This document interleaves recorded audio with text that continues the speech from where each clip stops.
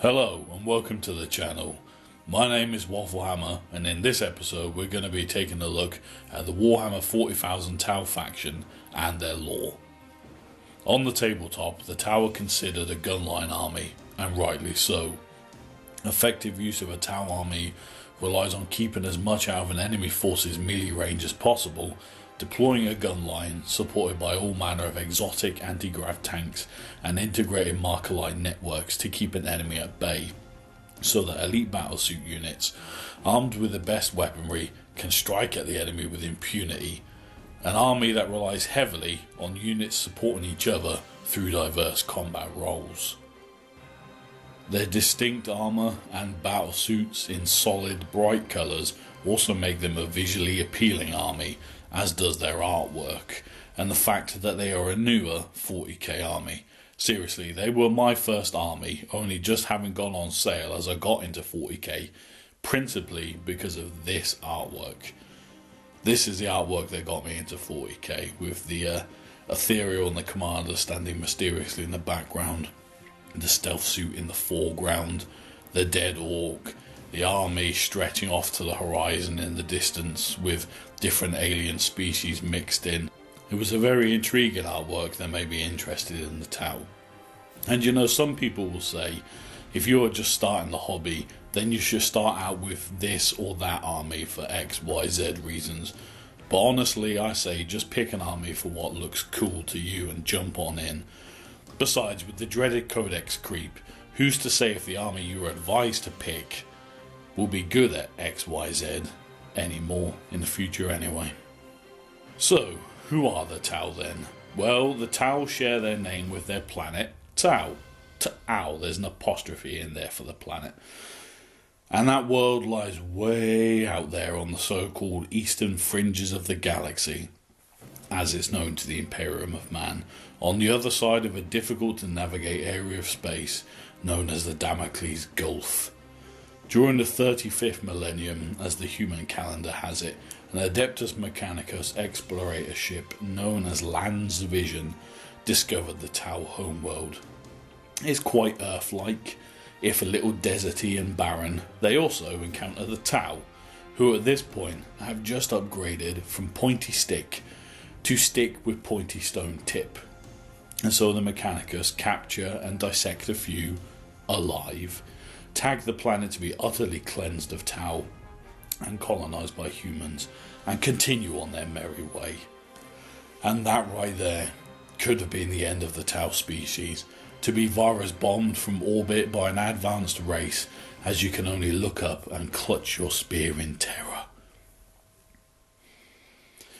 But fortunately for them, perhaps suspiciously so, a sudden warp storm springs up around their planet, making access impossible and protecting the Tau from persecution for 6,000 years. The Tau put these centuries to good use, eventually, but to start with, they do what everyone else in the setting does and genocide the shit out of each other. Your basic Tau is humanoid. They are the same height, roughly, the same weight, roughly, as humans, but they have blue skin and noseless faces. They are slightly weaker, but on the whole, essentially the same. But see, the Tau evolve rapidly, it seems, developing into 4 subspecies, or castes, as they are known to the Tau.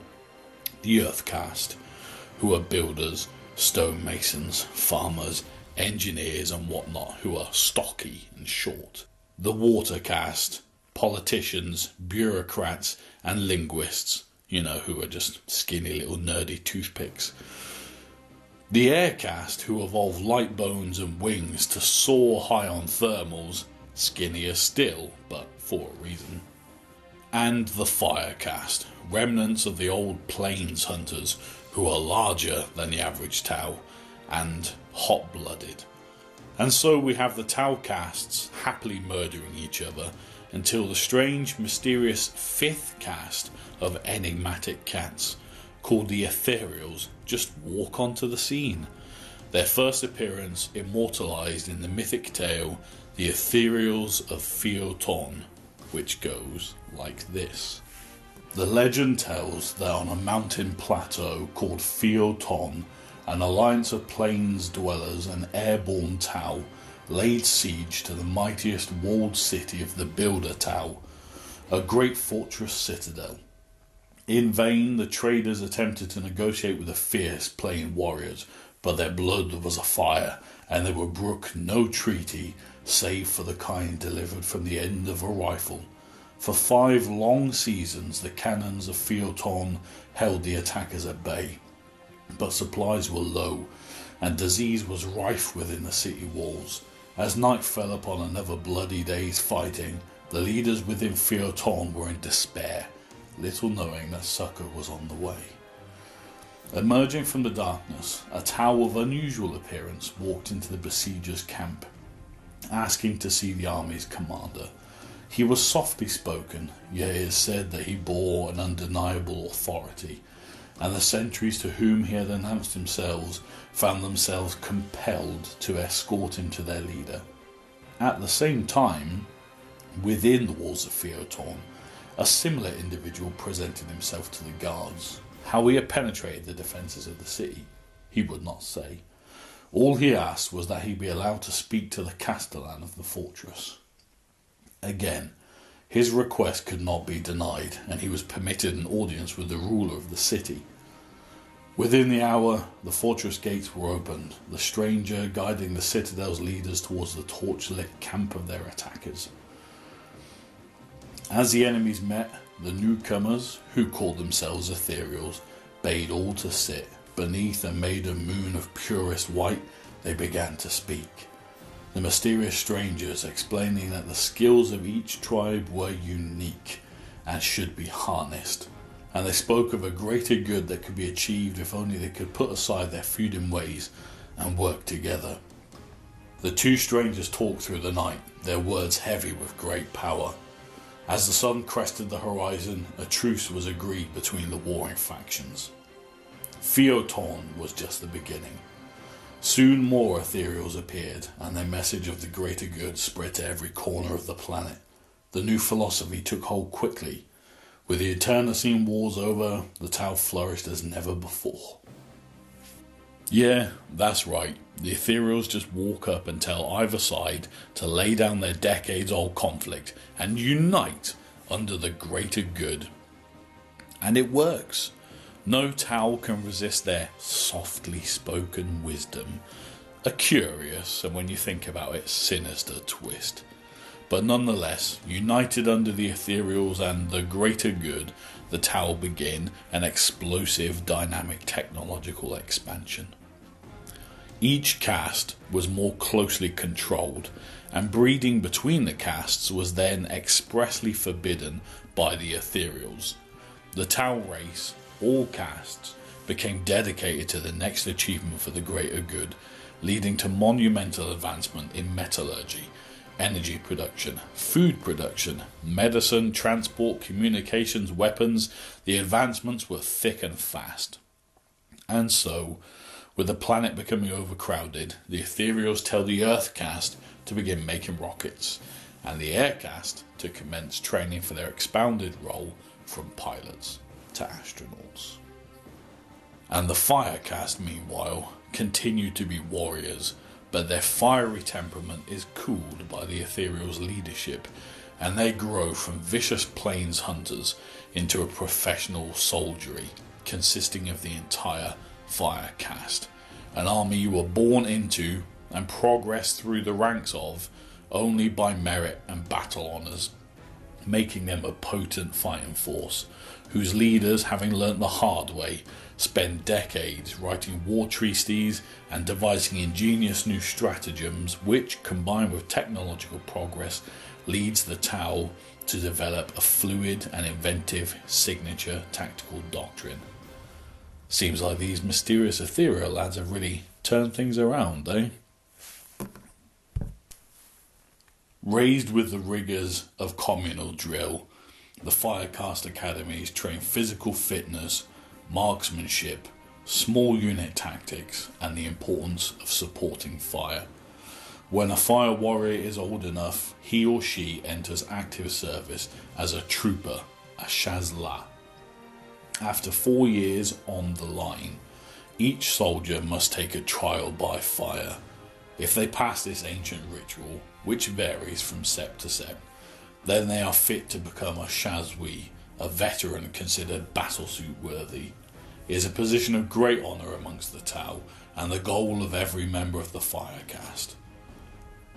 After surviving a further 4 years, a Shazwi can take a second trial, and successful participants advance yet again, earning the title of Shazvri, a true hero of the fire caste, a veteran who honours this more substantial role and survives yet another 4 years, becomes eligible to undertake a third trial if he wishes, and, if he is still alive by the end, will become a commander in training, or Shaz-El. Those who excel in this commanding role are promoted to a Shas-O, a full commander. Only commanders are allowed to retire from active service, where they might be honoured to join the Council of Advisors and play a greater part in Tau politics. Other than death, this is the only way to leave the Tau military. Well, now with the Ethereals having manipulated Tau society and set up the fire caste as their professional private army, they begin to move beyond their isolated and protected home. The Tau discover that their planet is in the centre of a nice stellar neighbourhood, with many juicy, life-sustaining planets just begging for a good old colonising. And with the warp storm that isolated the Tau before having by now mostly blown itself out, the Tau explode onto the scene, snaffling up planets left, right and centre. And now the Firecast military can finally crack some skulls and fulfill their genetic inheritance's main purpose and make some war, fighting giant reptilian beasts on the world of Dayunoi and Sasia, a desert planet overrun with fierce predators that had to be wiped out before Tau settlers would even set foot there. And in so doing, the Tau, expanding their empire, encounter intelligent alien life forms for the first time and seek to integrate them into their empire. But hang on, you might say, I thought this was the grim, dark, far future where all the factions make endless war on each other, not team up and become buddies. Well, you see, the Tau are all that and more, just like the other 40k factions. They're just craftier about it and plan your demise whilst wearing the guise of a potential friend, as shown by this little quote from the Tau Codex. Henceforth, whenever a new alien culture was encountered, the Ethereals employed a master strategy in which each Tau caste performed a designated role. Planets were first scanned by the air caste, and those classified as desirable were investigated further. If alien civilizations were discovered, the ambassadors of the water caste, long trained in the subtle art of negotiations, were sent to make contact. Each integration offer was carefully contrived to entice the aliens, proposing trade deals, protection from enemies, or the advanced technological wonders built by the Earth caste. Honourable greetings and invitations were extended to the multi-armed Thraxians, the invertebrate Greet, the Nikasar, and many others. All were called upon to join the Tau Empire, to ally themselves through the appeal of mutual protection, trade and technology. The more primitive aliens quickly bowed before the fair-speaking watercast emissaries, while others acquiesced only gradually. Ultimately, the results were the same, and within a short span of years, the Tau's cultural hegemony was dominant, with each race doing their part to aid the greater good. For instance, on their watery homeworld of Isla Su, the Greet allowed the Earth caste to build many floating factories upon the surface of their planet-spanning oceans. This paid for the protection of their planet by orbital stations and allowed the Greek to better contribute to the greater good. Not all alien races proved so accommodating. Those who refused cooperation outright were given harsh ultimatums. The full might of the Firecast was unleashed upon any aliens that did not comply. Upon command, Tau Fire Warriors descended out of orbit onto a designated planet and delivered a series of rapid strikes to their foe, before pulling back to avoid major retaliation. After such attacks, all but the most unrepentant were given another chance to reconsider. With key industries crippled and long-range communications jammed, many aliens found themselves fractionalized, unsure if others of their kind had already accepted the Tau's terms. Such divide and conquer tactics dragged most foes back to the negotiating table, although in some cases, wars of annihilation were inevitable. And that is just some impressive mental gymnastics from the Tau right there, to describe a war of annihilation as inevitable because you rocked up on a planet and decided to force them to bow before you. It's just unreal. And so the Tau thought they were the shit, until they bumped into the alien race known as the Orcs. Orcs with a K, not a C, Tolkien lovers. So it's a distinct intellectual property, I think you'll find.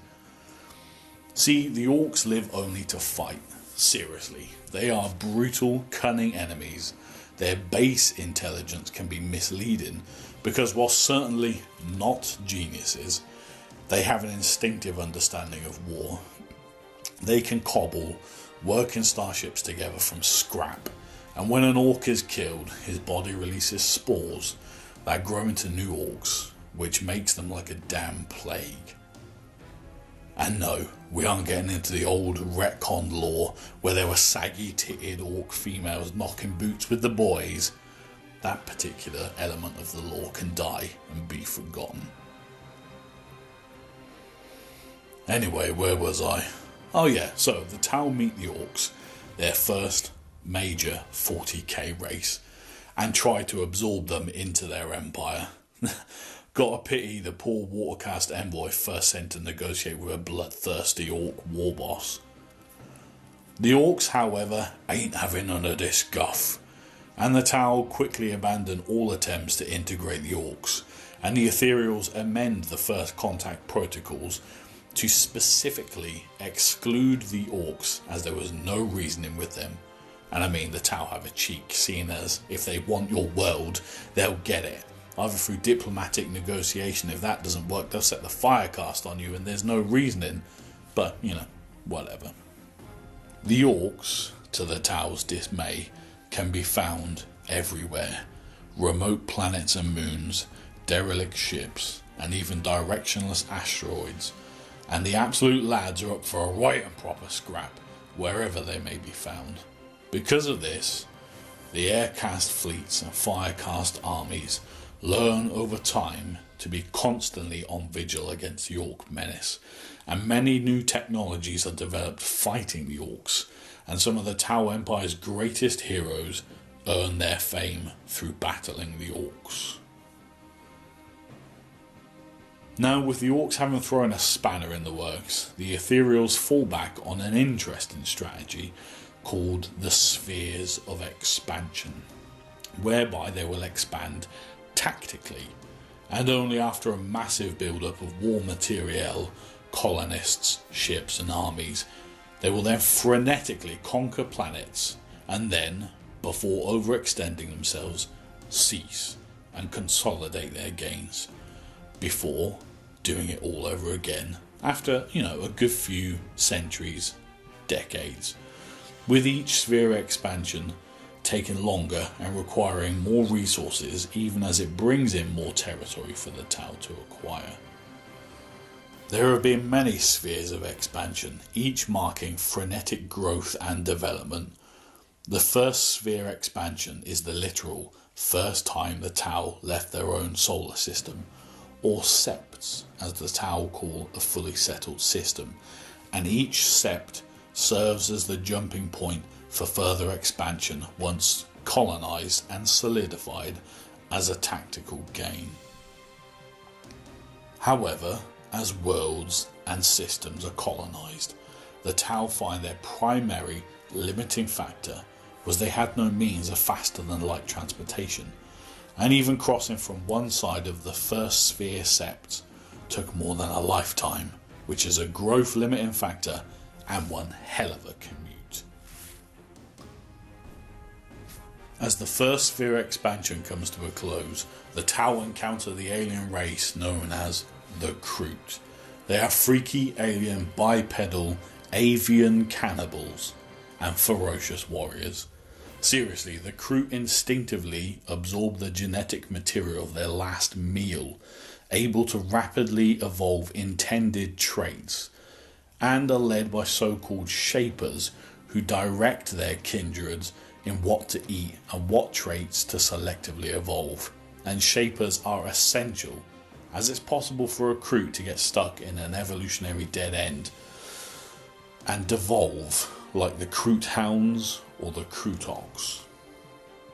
Interestingly, the Kroot were supposed to be in an army of their own, but during the design and development stage, Games Workshop folded the Kroot into the Tau Empire instead, don't you know?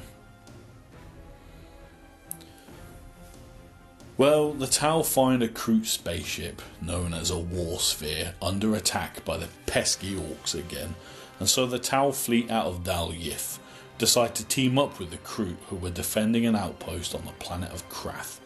Because at first the Aircast Admiral and Firecast Commander were only supposed to observe the outnumbered Kroot get their asses kicked, but seeing the absolute lads giving the Orcs as good as they got, and not wanting the Orcs to bludgeon an entire world to death, the Tau got stuck in alongside the Kroot. This turned out to be a match made in heaven, as both forces fought together effectively, driving off the Orcs around Krath, and with additional Tau forces mobilising from Sassia, took the fight to the Orcs across the rest of the Kroot worlds in a conflict later known as the War in the Place of Union, and for the next 10 years fought together to cleanse the Orcs from Kroot space, and eventually fought their way to the Kroot homeworld of Pech, and a great victory. And the great Shaper Angor Proc swore allegiance to the Tau at the Sacred Oathstone. Now, you may be thinking, how lovely, and not at all grimdark of the Tau and Kroot to do this. But think of it this way, the Tau assist the Kroot in a 10-year-long war, which leaves the Kroot weakened and their planets garrisoned by their helpful and technologically superior allies, the Tau. I reckon the Kroot simply saw which way the wind was blowing, and the very passive but very real threat of the Tau's positioning, and decided they didn't fancy another decades-long war of survival.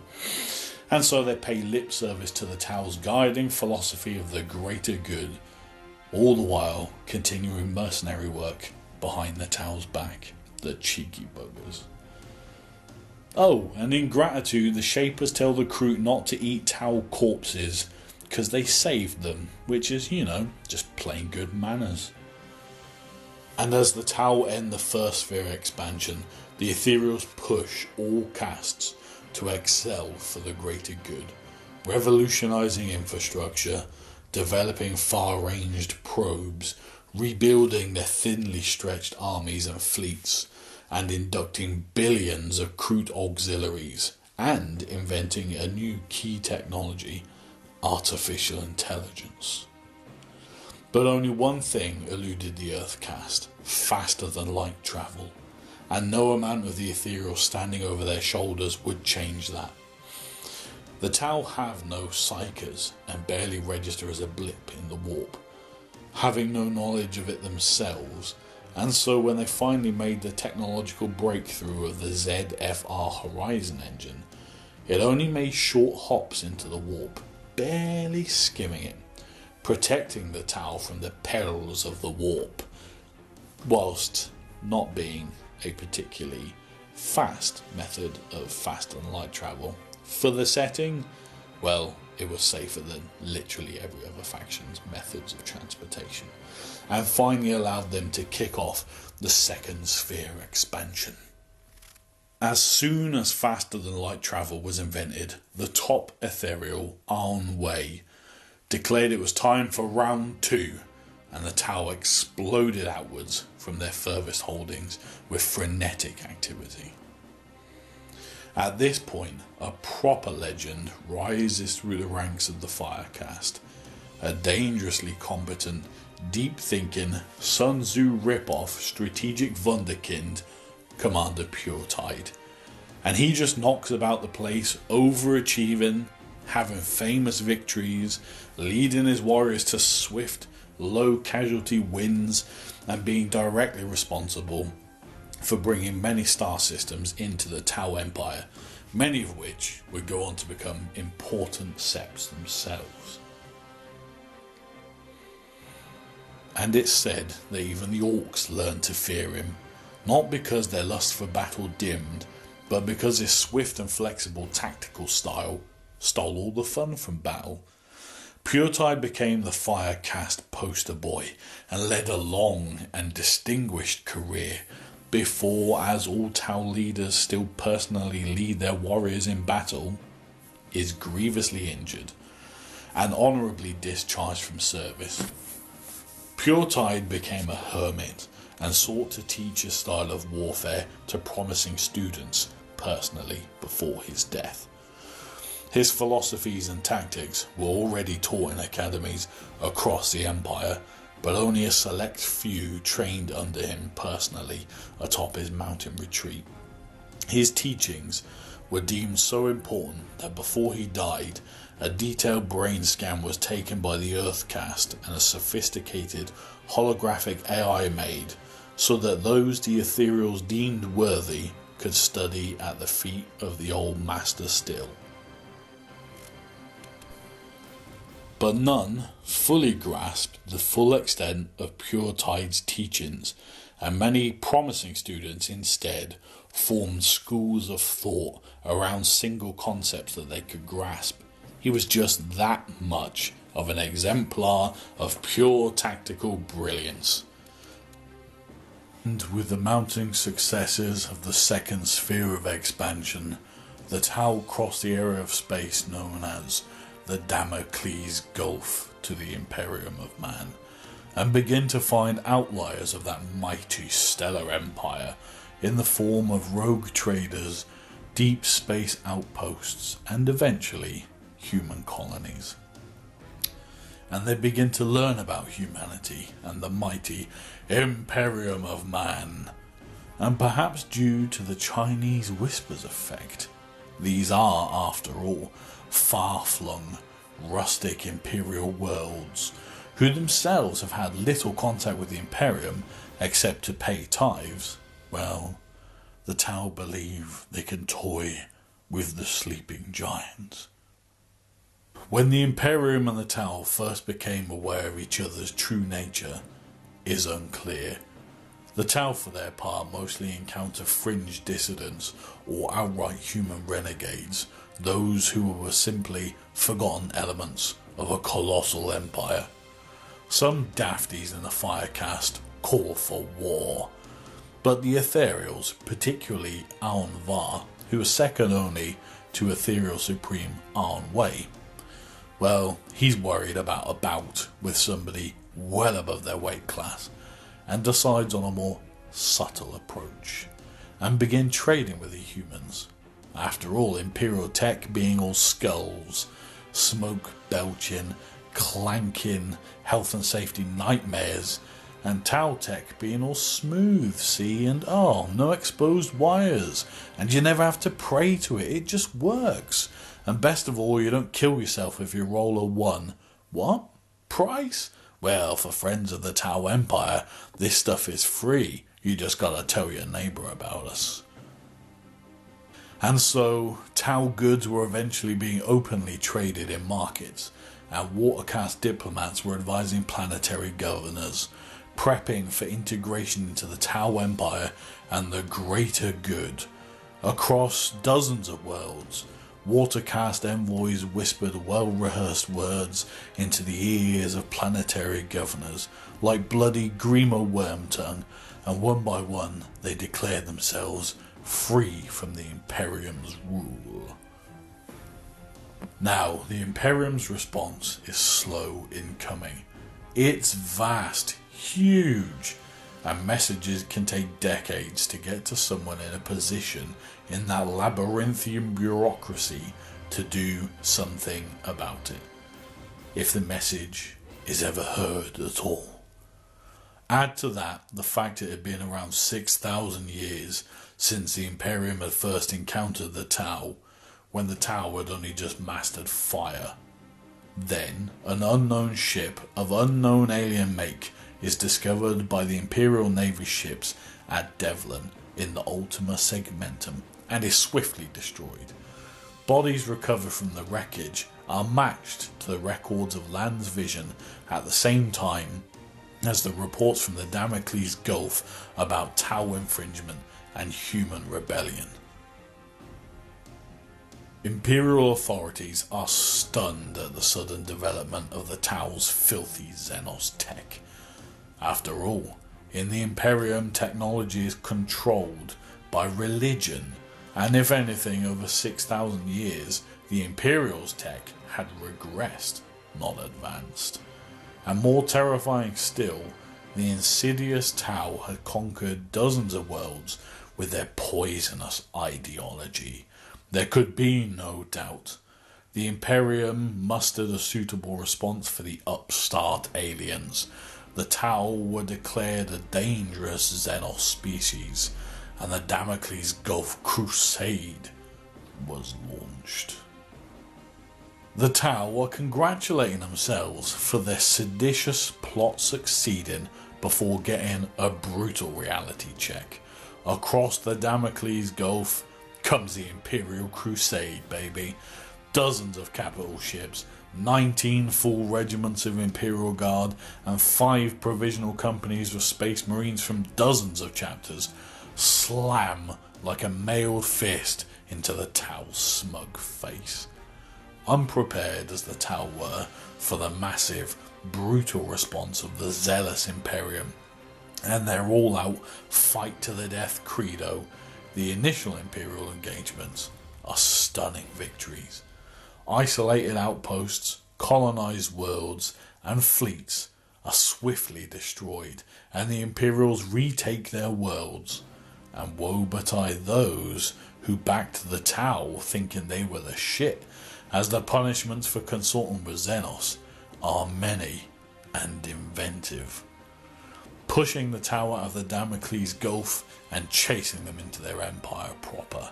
The Crusade ploughed on, momentum following momentum, and eventually came to the Sept of Dalyth, not an isolated outpost or newly colonized world, but a developed, strategically important, fully inhabited system. And here, Tau resistance stiffened. Tau scanners at the edge of the system picked up some freaky readings, and with a great tear in reality, the Imperial fleet dropped out of the warp, and the Tau's jaws dropped to the floor. After all, the Tau had no concept of Imperial warp travel, and thus this fleet seems to just simply pop into existence out of nowhere and carve through the outlying worlds to the planet Dalyth Prime. And despite their now brown knickers, the Crusade grinds to a halt as the Tau offer more and more resistance. Despite their colossal manpower, the Imperium is facing a canny foe, and the Tau have a sophisticated art of war, broadly broken down into Mont Ka, or the killing blow, and Kao Yun, which is derived from the same root word as the Tau words for hunter and patience.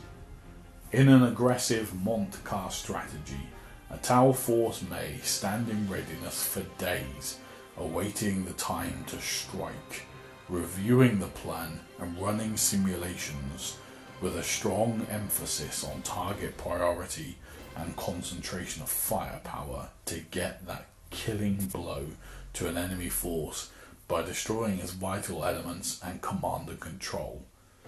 This relies on a superb forward element with an excellent view of the foe and real-time reconnaissance of the enemy, and so Tau Pathfinder teams respected for their bravery in exposing themselves are often extended the honour by a commander on when to initiate the attack. Tau Yon, however, is an ambush and strategically defensive method wherein a force will pre-prepare an ambush along a certain route, or perhaps lure an enemy into a readied kill zone with an intentional weak spot in the Tau lines, or by selecting teams to feign retreat. A well-versed commander will use many layers of distractions, lures, feints, attacks and counterattacks, and defense in depth to lure the enemy and leave them spread out, vulnerable to further attacks. No matter which school of thought or combination thereof, the Tau way of war places emphasis on high mobility and teamwork, rapid strike warfare, and regard terrain as important only as position from which to make the kill. After all, the terrain is up for grabs when the battle is won, and so the Tau only fight statically if cornered, and will evacuate cities of all civilians and forces and defend it as if it was nothing more strategically important than a hill, and simply rebuild afterwards. And this is what the Damocles Gulf Crusade force finally comes up against on Dal Yith Prime, a fluid, quick-moving, hard-hitting defense, luring elements forward on one flank and attacking on the other, retreating when resistance is too tough, only to immediately counterattack elsewhere with rapid redeployment. Tau marker-like technology used to mark priority targets into the Tau tactical network become rightly feared by the Imperials. Those outlined in its faint shimmering were said to have the Valkyrie's mark, as death would soon find them. Basically, the Imperials were frustrated that the Tau were ducking, dodging, juking and slipping every blow rather than face them in a straight up slugfest. Filthy Xenos cowards. Even with the Crusade successfully stalled, the humans stubbornly fought on until the Imperium received word of the sudden colossal attack of the Tyranids of High Fleet Behemoth. And so, as the Ethereals sensed a change in Imperial priority, they sent forth water-cast envoys and successfully opened up a dialogue and agreed a truce, allowing the humans to withdraw. And so, for the second time, the Tau was seemingly saved from destruction at the hands of the Imperium by an outward force. The Imperium, with a single fleet, had nearly wrecked up the whole Tau Empire, and so the crafty Tau did what they do best, and something the rigid doctrine of the Imperium could never do. They adapted.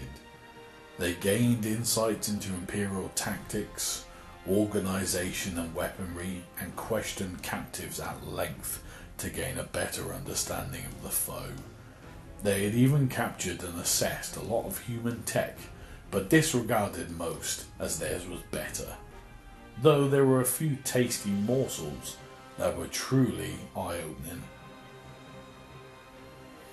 The Tau even got their hands on an intact warp engine, and having no knowledge of the warp, found the device utterly unfathomable, and in an attempt to understand it, ordered the captured humans who operated it to show them how it worked. But again, the Tau were baffled, as the humans didn't have the first clue either, just lighting incense and praying to the damn thing. Chalk went up to Imperial ignorance, keeping their tech out of Tau hands, I guess. Despite the Tau being considered a minor threat on the far fringes of the eastern side of the galaxy, there were those in the Imperium who were concerned. Allow me to quote the Tau Codex. Most within the Imperium saw the Tau as just another disgusting Xenos form to be obliterated. but a few of the deeper thinkers were unpleasantly surprised by this new race. Although no match in close quarters, the aliens had proved tactically savvy, bold masters of ambush and counterattack warfare. Their technology was clearly advanced, and some weapons, such as the railgun, were rightly feared. Next to a hive world, the Tau cities seemed like paradises of efficiency. Many, particularly the Space Marine captains, found the Tau to be honourable adversaries worthy of respect. Inquisitor Gallius was more alarmed by the Tau than any of his brethren. What struck him most about the Tau was that their naivete, technological prowess, and unwavering belief in progress reminded him of what he had read of mankind in its glory days, a time known as the Age of Technology. Although much of that period is unknown, some believe that mankind's intellectual hubris and unworthy reliance on machines and artificial intelligences brought about the dreaded Age of Strife, a nightmare time of horror and violence. If the Tau were indeed upon that same path, then they represented a larger threat to the Imperium of Man, and indeed the whole galaxy, than any would easily believe. After the Imperium was forced to skedaddle to face the Tyranids, the Tau were racked with self-doubt. Their first-hand experience of the Imperium and a series of major defeats causing many to feel fear and potentially question the greater good. The ethereal Aun-Var argued before Aun-Wei, the ethereal supreme, and the ethereal council that this could not come to pass, this questioning of the greater good, and as a distraction, the Tau should retake the worlds the Imperium had reconquered. Aun-Var knew this time the worlds of the Damocles Gulf could expect no reinforcements from intercepted communications and could be manipulated, and Aun-Wei agreed. Firecast Commander Farsight, a protege of the legendary Commander Puretide, was chosen to lead the reconquest, and the Tau once again took a pointy stick to a much larger faction, sniping worlds here and there as the Imperium was occupied elsewhere, like nicking someone's wallet from their back pocket as they are mauled by a bear. Dishonourable Xenos scum. Was I? Oh yeah. Around this time, the Tau will also get a taste of the Tyranids in the form of Hive Fleet Gorgon, a teeny tiny splinter fleet that gives the still quite small Tau Empire a run for its money. The Tyranids are uniquely able to adapt physically, and Hive Fleet Gorgon particularly so, to combat the Tau's technology and tactical adaptability perhaps. The Tau lose many holdings to the Tyranids before stalling them at Kelshan Prime. In a strange twist of fate, an Imperial reinforcement fleet dispatched 150 years earlier as part of the now over Damocles Crusade arrives and team up with the Tau and defeat the Tyranids. Talk about late to the party. Afterwards, the Ethereals order the Earthcast to prepare for the eventual return of one or both of the previous invaders.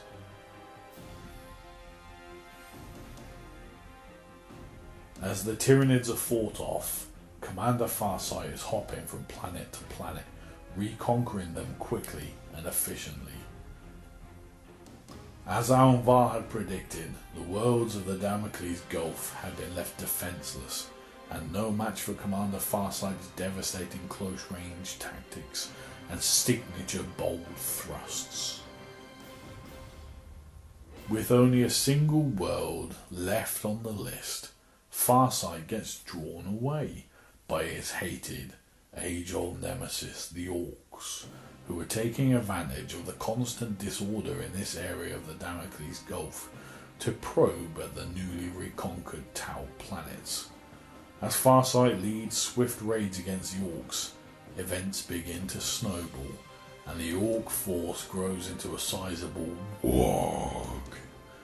In time, Farsight cuts through the Orc invasion, chasing the Orc war boss to the planet Arthas Moloch. Now, Arthas Moloch is known as an artifact world to the Imperium of Man, and is a shunned, forlorn place. And as Farsight's forces land, they are engaged by a savage, unidentified foe, and the Orcs escape in the confusion. After action reports are sketchy, and little makes it back to the Tau Empire. What is known is that the mysterious foe vanished as quickly as it had arrived, and that all the Ethereals in Farsight's expedition force had been killed in action. Oh boy, the Ethereals back home immediately order the expedition to return, as it is verboten for a force to operate without being overseen by an Ethereal or three. But I guess their softly spoken, mystical control bullshit don't work via text, as Farsight ignores the skinny nerd's direct orders and leads his force after the Orcs, and soon, going further out into the galaxy than any Tau so far, passes from Tau communications range. The Tau Empire send messages along chains of communications beacons, emitter arrays at the end broadcasting into the gulf of space that the expedition's last known heading indicated, but there comes no response. For a while, hope is held out that the expedition is simply waylaid or unable to communicate, but over the years hope is lost, and the expedition and its illustrious commander are deemed lost. A few years later, however, a deep space probe venturing into the depths of space where the expedition was last seen sends back an ominous report. On the far side of the Damocles Gulf, a series of colonies with Tau energy signatures. Commander Farsight, hero of the Tau Empire, had set up his own enclaves and abandoned the greater good. Without the guiding hand of the Ethereals, his fire-cast hot-blooded streak couldn't be controlled, and so he became a traitor, is what the Ethereals will tell you. Farsight himself might have something different to say. At the end of the second sphere of expansion and the preparatory phase for beginning the third, the Tau Empire was attacked by a colossal amalgamation of Orcs in numbers never seen before, and everybody panicked except Alan-Var, who had now made his way to the top leadership of the Ethereal caste because he had been playing 4D chess. See, centuries ago, when Commander Puredeye was dying and the Earth caste was scanning his brain to make a holographic approximation, the Ethereal High Council hadn't been sure it would work, and so had cryogenically frozen a bunch of his most promising students in case they were needed later. And so, Alan-Var unfreezes Commander Shadowsun, a stoic and importantly loyal leader. After being re-indoctrinated personally by Alan-Var, during which time he broke the news how our old compatriot and fellow student Farsight had turned traitor, I'm sure he was given a very fair and impartial view about it. Commander Shadowsun was let loose and earned more and more battle honours against the Orcs in what would become known as the Great War Confederation, and drove the Orcs from Tau space. This war lasted 12 years and took all the Tau had to achieve victory, and left the Empire on a total war footing, able to produce arms, equipment and ships like never before. And so Alan-Var declared after a brief while to rebuild that the Tau must expand again, and so commenced the third sphere of expansion. With the fire cast tempered by the grinding war with the Orcs, and versed with operating with other castes like never before, but low in numbers. As a result, greater numbers of alien auxiliaries would fill the gaps, principally the crew, and even some humans fighting for the greater good, and the insectoid race known as the Vespid Stingwings. The Vespid Stingwings are of great use in warfare due to their speed, their ability to navigate over rough terrain, and the lethal nature of their weapons. The armament carried by the Stingwings is unique to Vespids. Mounted at the end of each gun's barrel is a highly energetic and unstable crystal, harvested from the lowest levels of the Vespid homeworld. The tower provided the Stingwings with the technology to mount these crystals on advanced neutron containment and projection systems, making them deadly weapons, able to pass straight through enemy armor to damage flesh or fry inner circuitry. The weapons, however, only function in the hands of a Vespid, for the constant ultrasonic tone emitted by the vibrations of their wings perfectly modulates the energies contained within the crystals. While the Tau and Vespid races now share a tight relationship, such was not always the case. When the Water Gas first discovered the Vespids, they had many difficulties. The insectoid mindset seemed too radically different to grasp or reason with. However, at the instruction of the Ethereals, the Earth Cast supplied a communications interface device that facilitated a much greater degree of understanding between the two races. More sophisticated versions were soon developed, including the communications helms worn by the Vespid strain leaders, and these cleared the way for integration into the growing Tau Empire. Uniquely at the time, the Vespids welcomed their new position in the Empire and bowed before the preeminence of the Ethereals. The Vespids readily agreed to exchange auxiliary troops and regular harvests of the highly coveted crystals of the planet Vespid for technological support and weapons upgrades. There had been whispers alluding to a hidden connection between the Vespids' calm acceptance of annexation and the interface helms given to their leaders, though no evidence to support such claims has ever been forthcoming. But, you better believe that Ethereal HR department is looking into it. And so, bolstered by all these alien auxiliaries, the Third Sphere expansion kicked off, and with a nice long shopping list of worlds marked out. Mostly Imperial, but as Alan Barr suspected, and as Watercast diplomats and human collaborators reported, the Imperium was busy fighting on dozens of different simultaneous fronts, and so the Tau could pick off worlds here and there. Some worlds willingly joining the Tau, but some resisted, as much due to fear of what the Imperium would do, rather than being particularly brave. Shadow Sun's forces attacked world after world, and eventually, as they made inroads into Imperial worlds, met stiffer resistance.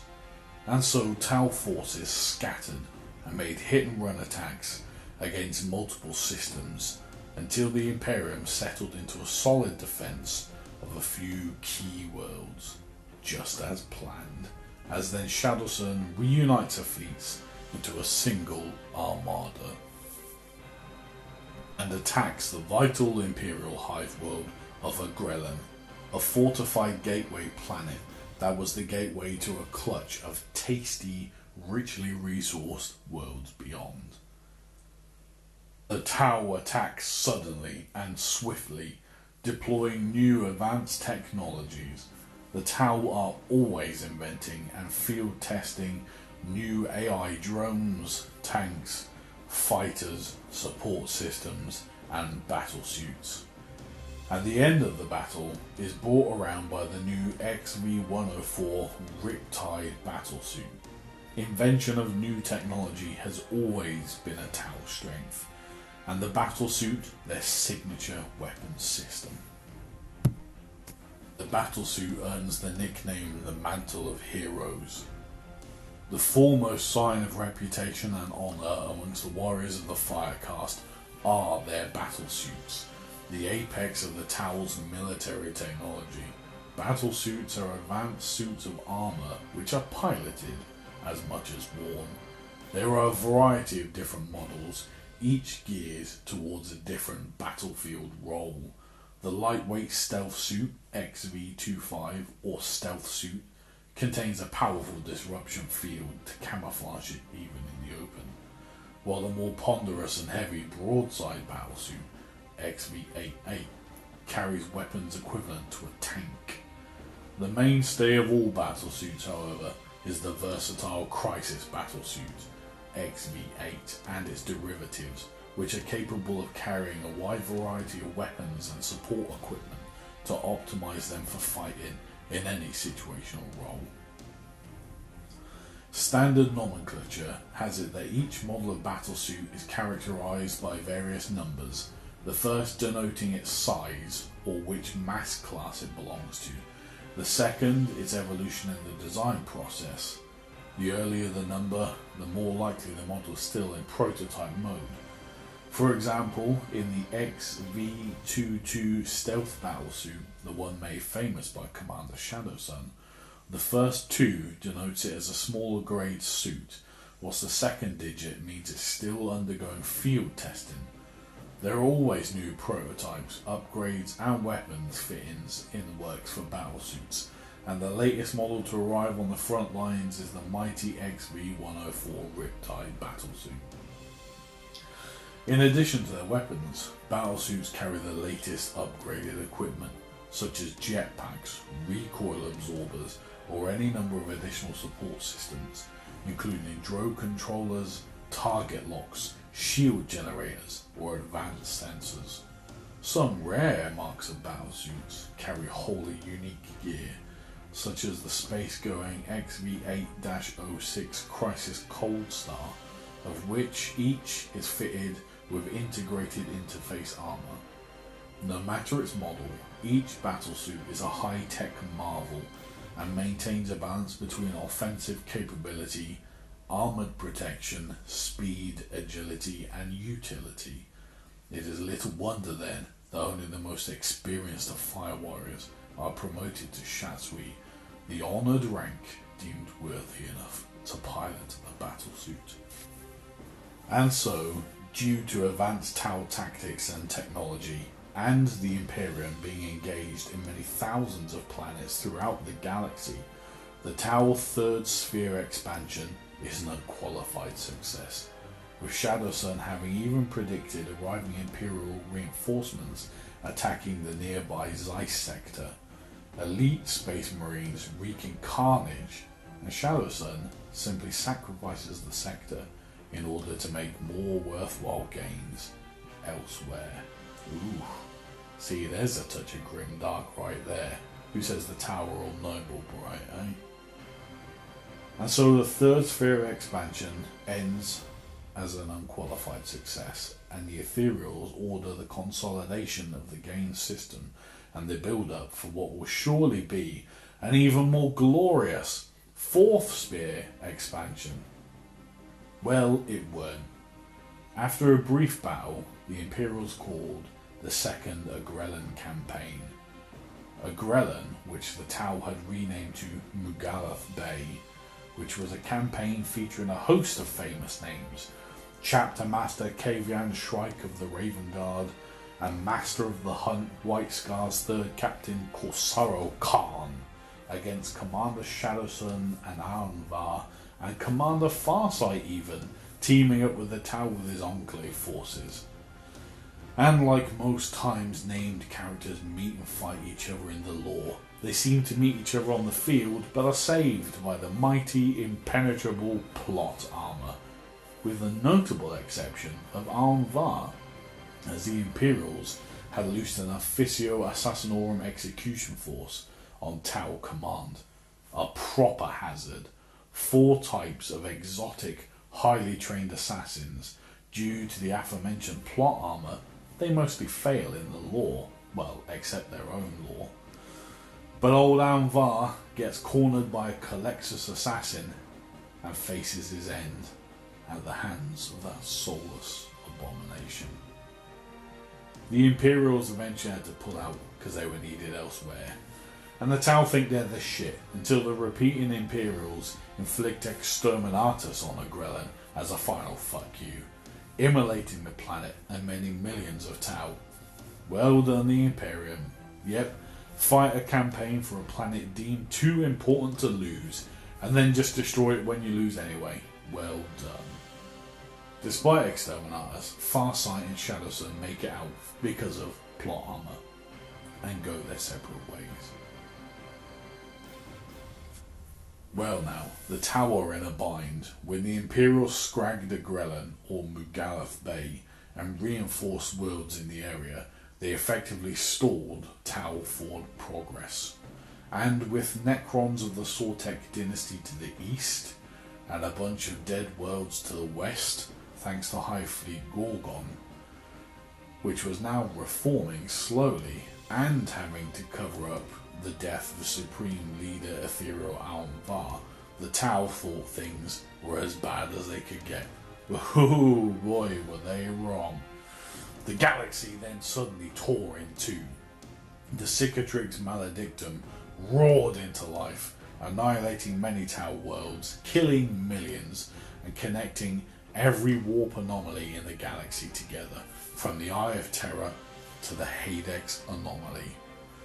The non-psychic Tau suffered, but not as much as their alien auxiliaries, the crew, the humans, the Vespid. Psychic awakening and madness suddenly rampant amongst them, surprising and terrifying the Tau. The Tau were cornered in a horrendous, unfavourable position. The galaxy, the rules of how physics itself operated, had been flipped on their head.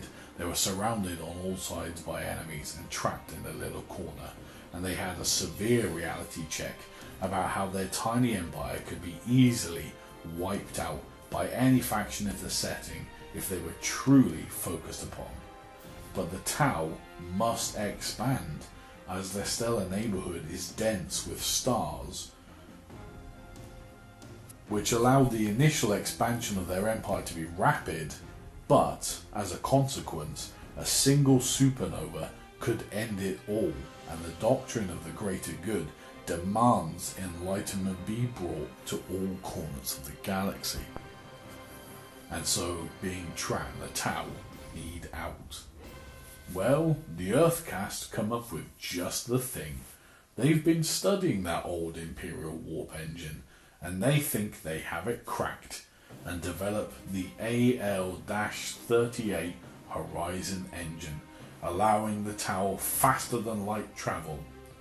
Now, a bit of headcanon helps here, as it seems the older ZFR engine got retconned from older editions, and implying the Tau didn't have faster than light travel before, which is insane, because at sublight speeds, even between planets in the same system, it would take decades or more to make that journey, and never mind the Tau highly mobile style of war bouncing from system to system to confuse the Imperials, as they'd have centuries to prepare a defence. So no, I prefer to think the ZFR still allowed them to make little FTL hops, skimming the warp as before, and was sufficient for the tightly packed Tau Empire. But this new engine is a straight upgrade, allowing full warp travel, and to be fair, that's how it's described, even having a protective field around a ship like an Imperial Gellerfield. Okay, ran over.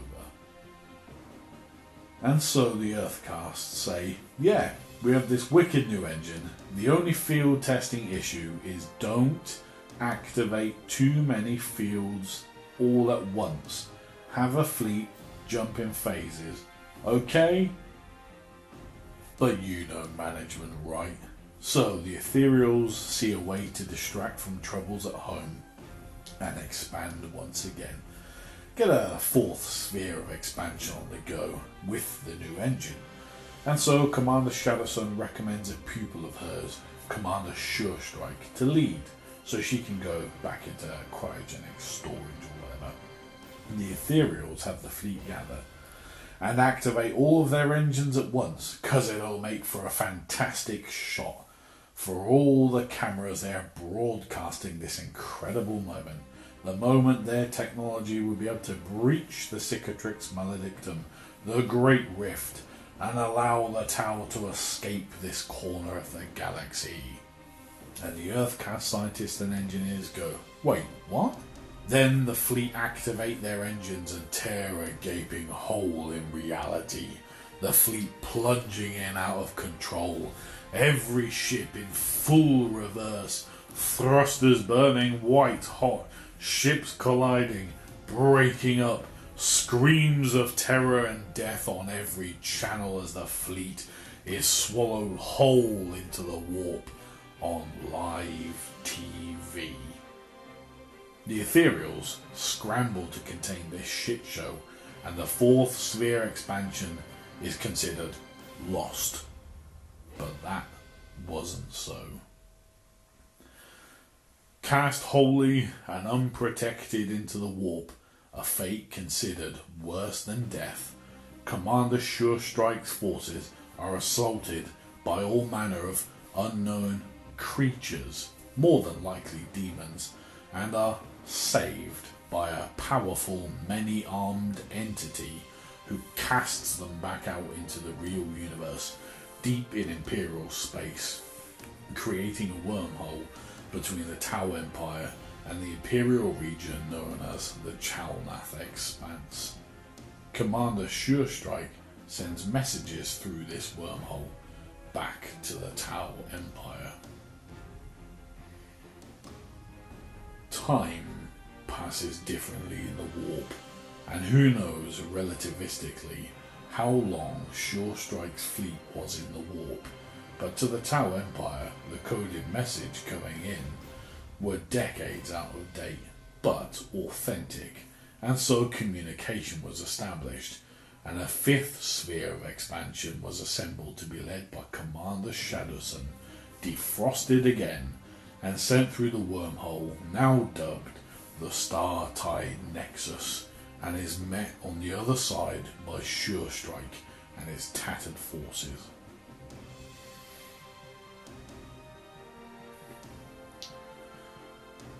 The fourth expansion Tau were changed, haunted stairs, cold and distant while simultaneously on edge and constantly ready for violence, and of their alien auxiliary there was no sign.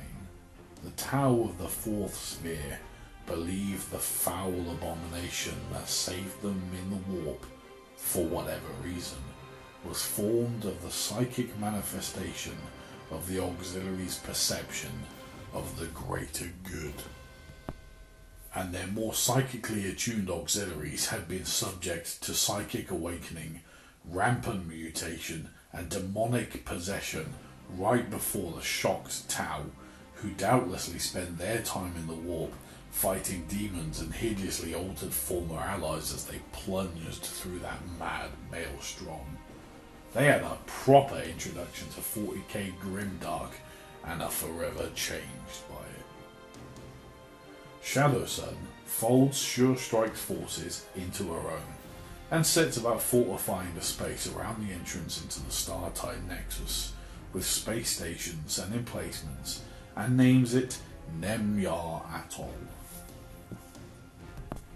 But Surestrike's forces become a problem and garner a dark reputation, becoming brutal and xenophobic in a way no other Tau are, and in battle now murder human prisoners rather than induct them into the Tau Empire, and purposefully sacrifice Shadowsun's alien auxiliaries in combat, and even turn on them in brutal massacres.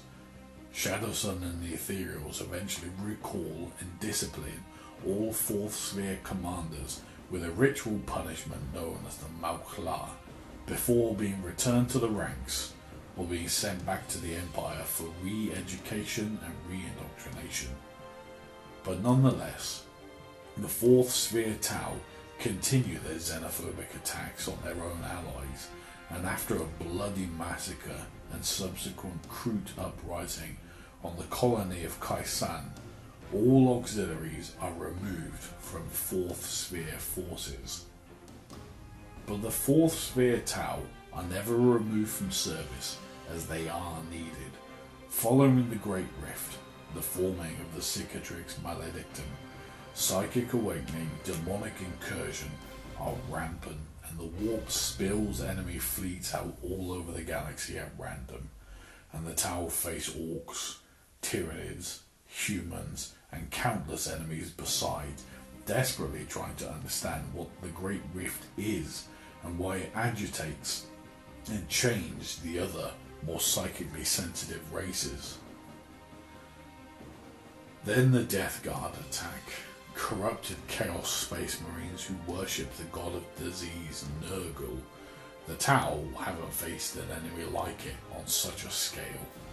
Veterans of 10,000 years of war, a tough, elite, spacefaring force, the Death Guard drive for the Star-Tide Nexus and an entrance into the wider Tau Empire. To add to this misery, the Tau are now suffering under the weight of Genestealer cult uprising. The insidious Genestealer hybrids making war on planets, thought pacified, calling out to Tyranid hive fleets. The Tau now stand on a total war footing, desperately battling a myriad of foes on multiple fronts, getting a taste of their own damn medicine for once, and having to walk in the Imperium's shoes, and must come to grips with the reality that due to the coming of the Great Rift, that things have permanently changed to a time of war without end. And that's it, guys, for this episode. If you liked it, then please do remember to like, comment and subscribe. And if you didn't, then no bother. Until next time, ta-ra.